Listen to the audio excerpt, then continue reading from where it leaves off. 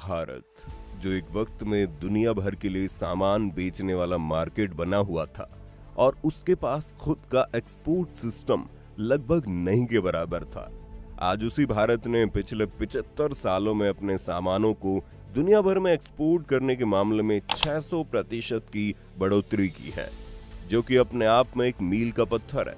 कहा जा रहा है कि सरकार की मेक इन इंडिया और वोकल फॉर लोकल की मुहिम रंग ला रही है और आज भारत दुनिया के देशों को न सिर्फ खाने पहनने की चीजें एक्सपोर्ट करता है, बल्कि इसके अलावा सॉफ्टवेयर और अब तो हथियार भी बेचने लगा है। सरकारी आंकड़ों की माने तो भारतीय प्रोडक्ट की डिमांड बढ़ती जा रही है। विदेशी बाजार में भारतीय सामानों की धूम मचनी शुरू हो गई है। कुछ दशक पहले तक बाजार में मेड इन इंडिया का मतलब घटिया सामान या बेकार फीचर वाला प्रोडक्ट माना जाता था। 90 के दशक के पहले गवर्नमेंट रेगुलेशन की व्यवस्था में विदेशी रेडियो, मोटरसाइकिल, टीवी खरीदना सिर्फ अमीरों का शौक था, लेकिन जब भारत ने पूरी दुनिया के लिए बाजार खोला तो इस आंधी में भारत में बनने वाला सामान विदेशी चमक दमक के सामने फीका पड़ता चला गया और देखते देखते भारतीय बाजारों में विदेशी सामानों की भरमार हो गई। खास तौर से इलेक्ट्रॉनिक सामानों के लिए तो पूरा देश ही अमेरिका पर डिपेंड हो गया था और फिर उसके बाद भारतीय बाजारों को अपने चंगुल में लिया चीन ने, जिसके सस्ते और एक से बढ़कर एक फीचर वाले सामानों को लोगों ने खूब खरीदा और अब गरीब लोगों तक भी पहुंच गया था। और आज भी कहीं ना कहीं भारत के लोग चीन के सामानों पर डिपेंड करते हैं, जिसमें सबसे बड़ा सेक्टर तो मोबाइल फोन का ही है। और दिवाली में जहां चीन की बनी झालरें चमकने लगी तो दूसरी ओर भारत के दिए बनाने वाले कुम्हारों के घर अंधेरा छा गया। विदेशी ब्रांड और डिजाइन कपड़ों के दौर में भारतीय बुनकर की मशीनों की आवाजें धीमी पड़ने लगी। हथियारों के बाजार में तो भारत शुरू से ही दूसरे देशों पर निर्भर था। रशिया, अमेरिका और फ्रांस के दिए टैंक, फाइटर जेट और बंदूकों पर भारत की पूरी मिलिट्री डिपेंड करती थी। लेकिन अब ऐसा लग रहा है कि वक्त बदल रहा है। सरकार की वोकल फॉर लोकल की नीति अब असर दिखा रही है। अब तो भारत में कार कंपनियां भी इस नारे के साथ ही अपना प्रोडक्ट उतार रही है और ये बात किसी से छुपी नहीं है कि ग्लोबली भारत की कार कंपनीज का डोमिनेंस बढ़ रहा है। इसके साथ ही आम भारतीय जो हमेशा इम्पोर्टेंट यानी विदेशी टैग वाली चीजें खरीदकर गर्व महसूस करते थे, वो भी वोकल फॉर लोकल यानी इंडियन इंडस्ट्रीज की अहमियत समझ रहे हैं। इसका नतीजा ये है कि आत्मनिर्भर भारत का मंत्र देकर देश अब आगे बढ़ चला है और सबसे ज्यादा रोजगार पैदा करने वाला मैन्युफैक्चरिंग सेक्टर अब मजबूत हो रहा है। ये बात किसी से छुपे नहीं है कि भारत के सामने अभी सबसे बड़ी समस्या आने वाले वक्त में जनसंख्या की होने वाली है। ऐसे में अगर भारत का मैन्युफैक्चरिंग सेक्टर स्ट्रॉन्ग और मॉडर्न नहीं हुआ तो ये जनसंख्या भारत की इकोनॉमी को उधारी में पहुंचा सकती है, जैसा कि इससे पहले जब भारत सिर्फ अपने सर्विस सेक्टर को मजबूत करता रह गया था और आज जनसंख्या के कारण ही देश में सर्विस सेक्टर की जॉब्स की इतनी कमी है। लेकिन अब जब भारत में आईफोन तक खुद को मैन्युफैक्चर करवाने का आ रहा है तो आप समझ लीजिए कि अब इस सेक्टर ने भी रफ्तार पकड़ ली है और इसी वजह से भारत से एक्सपोर्ट में बढ़ोतरी हो रही है। लेकिन ये तस्वीर आखिर बदली कैसे, इसके पीछे भी एक पूरा लॉजिक समझा जा सकता है। दरअसल 1991 में जब भारत ने लिबरल इकोनॉमी की ओर कदम बढ़ाए तो ये मान लिया गया था कि भारतीय बाजार में भारत में ही बनी चीजों की कोई जगह अब नहीं बची है। कुछ दशकों तक तो ये ठीक लगा, लेकिन जब भारत में ही व्यापार करके विदेशी कंपनियां मुनाफा कमाने लगी और देश का पैसा बाहर जाने लगा तो भारत को आत्मनिर्भरता की याद आई कि दोस्त अब वक्त है कि लोगों को अपने यहाँ इनवाइट करने की जगह खुद भी मैन्युफैक्चरिंग की कमान संभाली जाए। इसीलिए साल 2014 में आई नई गवर्नमेंट ने मेक इन इंडिया का नारा दिया, जिसका मतलब था भारत में ही सामान बने और उसको भारत ही नहीं विदेशों में भी बेचा जाए। लेकिन उसके लिए जरूरी था कि पहले इन प्रोडक्ट्स को भारत का बाजार उपलब्ध करवाया जाए। इसीलिए तभी से नई गवर्नमेंट ने इस मुहिम को सबसे आगे करके काम किया और बीते 8 सालों में इस दिशा में काम भी हुआ है, जिसके एग्जाम्पल बहुत सारे स्वदेशी products, Vande Bharat express, RRTS railway, plane carrier ship, vaccine, medicine, software जैसी चीजें बड़े पैमाने पर भारत में बननी शुरू हो गई हैं।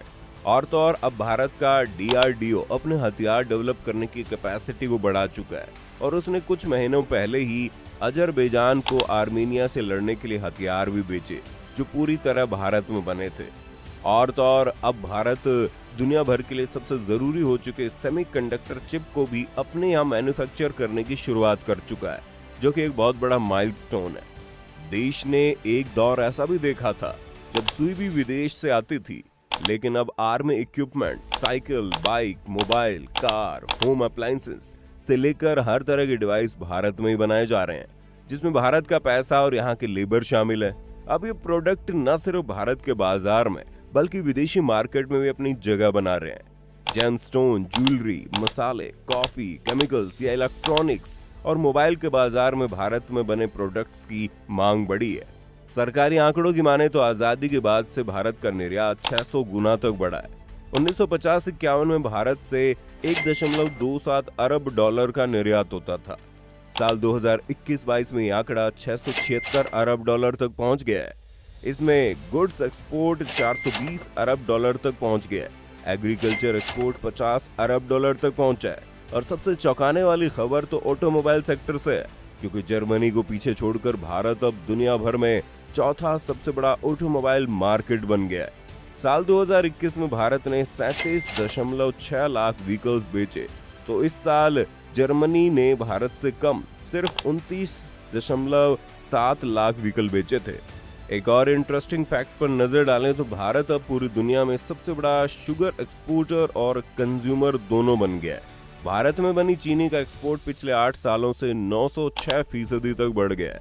साल 2013-14 में भारत ने 1788 करोड़ रुपए की चीनी विदेशी मार्केट में बेची थी, लेकिन इस फाइनेंशियल ईयर में अब तक भारत 17,987 करोड़ रुपए की चीनी निर्यात कर चुका है, जो कि अपने आप में बड़ी बात है। एक और ऐसा प्रोडक्ट है जिसने अपनी डिमांड को ग्लोबल मार्केट में बढ़ाया है, और वो है खादी। बीते 8 सालों में खादी अब एक नया ब्रांड बनकर उभरा है। साल 2014 से इसके उत्पादों में बिक्री में 4 गुना से ज्यादा की बिक्री हुई है। पहली बार था कि खादी ग्रामोद्योग का कारोबार 1 लाख करोड़ रुपए से अधिक का हो गया। इतना बड़ा कारोबार करने वाली खादी पहली FMCG कंपनी बन गई है। खादी के बाद बात चावल की करें तो पूरी दुनिया में भारत अब चावल का दूसरा सबसे बड़ा उत्पादक देश बन गया है।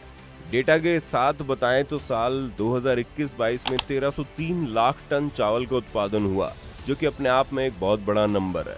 अब अगर डिफेंस सेक्टर में चलें तो यहाँ भी भारत हमेशा से ही दूसरों पर निर्भर रहा है। देश के खजाने का एक बड़ा हिस्सा हथियारों की खरीद और दूसरे मिलिट्री इक्विपमेंट को खरीदने में चला जाता है, लेकिन बीते 8 सालों में भारत इस सेक्टर में न सिर्फ आत्मनिर्भर बनने की दिशा में बल्कि बाजार में अपने प्रोडक्ट भी उतार रहा है। 2014-15 में भारत ने 1940 करोड़ रुपए के प्रोडक्ट्स बेचे थे, वहीं 2021-22 में यही आंकड़ा 13,000 करोड़ रुपए के पार चला गया। भारत ने अपने मिलिट्री इक्विपमेंट जिन दूसरे देशों को बेचे हैं, इनमें अमेरिका, फिलीपींस, दक्षिण पूर्वी एशिया, मिडिल ईस्ट और अफ्रीका के देश शामिल हैं। इसके साथ ही भारत अब आर्म्स एक्सपोर्टर के क्षेत्र में टॉप 25 देशों में भी शामिल हो गया है, और आज भारत दुनिया के 100 देशों को इंटरनेशनल स्टैंडर्ड्स वाला बुलेट प्रूफ जैकेट एक्सपोर्ट कर रहा है। रक्षा क्षेत्र में मेक इन इंडिया को बढ़ावा देने के लिए 2 डिफेंस कॉरिडोर बनाए जा रहे हैं। इसके साथ ही स्टार्टअप्स को बढ़ावा देने के लिए इनोवेशन पर फॉर डिफेंस एक्सीलेंस भी लॉन्च किया गया है। साथ ही 300 प्रोडक्ट्स को विदेशी कंपनियों से खरीदने पर पूरी तरह से प्रतिबंध लगा दिया गया है। बात अगर अब शहद की करें तो हनी एक्सपोर्ट में बीते 8 साल में 257% की बढ़ोतरी हुई है। 2013-14 में 194 करोड़ रुपए का शहद भारत ने निर्यात किया था।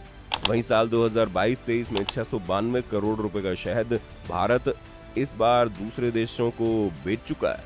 जाते जाते सबसे जरूरी फार्मेसी सेक्टर पर नजर डालें तो फार्मास्यूटिकल मार्केट में भारत तीसरा सबसे बड़ा देश है। पूरी दुनिया में टोटल एक्सपोर्ट्स का 20% भारत से होता है, और तो और सर्वाइकल कैंसर का पहला टीका भारत में विकसित किया गया है। इसी तरह कोरोना वैक्सीन के डेवलपमेंट में भारत ने सबसे बड़ी भूमिका निभाई थी। इस साल के अगर डेटा में जाएं तो इस सेक्टर में 2013-14 में 26,184 करोड़ का निर्यात हुआ था, लेकिन साल 2022-23 में 64,320 करोड़ रुपए का निर्यात किया जा चुका है। इसके अलावा भी कई ऐसे सेक्टर हैं जिसमें भारत ने बहुत बड़ी छलांग के साथ देश के एक्सपोर्टेशन को एक नई ऊंचाई दी है, जैसे कि टेक्सटाइल या भारत में बनने वाले खिलौने। इस तरह से देखें तो महज कुछ सालों में ही भारत ने दुनिया को ये समझाना शुरू कर दिया है कि आने वाले समय में हर प्रोडक्ट पर मेड इन इंडिया लिखा होगा, उसे एक बेहतर प्रोडक्ट समझकर इस्तेमाल कीजिएगा। आपको क्या लगता है, क्या मेक इन इंडिया के तहत भारत आगे भी खुद को ऐसे डेवलप करता रहेगा? अपनी राय हमें कमेंट में बताइए। साथ ही वीडियो को लाइक और शेयर करना ना भूलें और चैनल को सब्सक्राइब तो कर ही दें।